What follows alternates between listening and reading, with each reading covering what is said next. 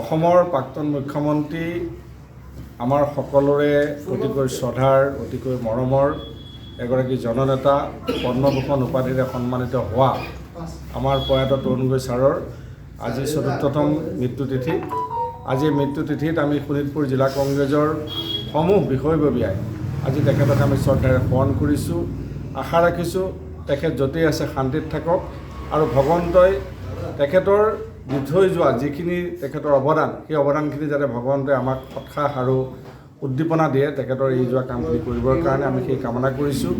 আৰু তেখেত য'তেই আছে শান্তিত থাকক, আমাক আশীৰ্বাদ কৰক যাতে আমি তেখেতে দি যোৱা তেখেতৰ যিখিনি কৰ্মপন্থা সেই কৰ্মপন্থা আমি অসমখনক আগুৱাই লৈ যাব পাৰোঁ, সেয়ে আমি আজি এই দিনটোত কামনা কৰিছোঁ।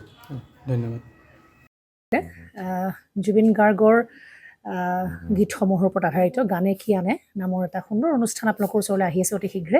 অহা 15 আগষ্টৰ পৰা ধেমাজিৰ পৰা প্ৰথম অডিশ্যন আৰম্ভ হ'ব আৰু সেই অডিশ্যনৰ যোগেদি বিভিন্ন কণ্ঠশিল্পীসকলে যিসকলে এই অনুষ্ঠানত যোগদান কৰিব বিচাৰে তেওঁলোকে এই অডিশ্যনৰ যোগেদি আগবাঢ়ি আহক। আৰু জুবিন গাৰ্গৰ বহুত ভাল লগা গান আমি সদায় শুনি আহোঁ আৰু আপোনালোকৰ যদি ভাল লগা গান থাকে জুবিন গাৰ্গৰ আপোনালোকে গাই ভাল পায় তেন্তে অডিশ্যনত যোগদান কৰক। মোৰ ফালৰ পৰা আন্তৰিক শুভকামনা থাকিল এই সম্পূৰ্ণ অনুষ্ঠানটোলৈ।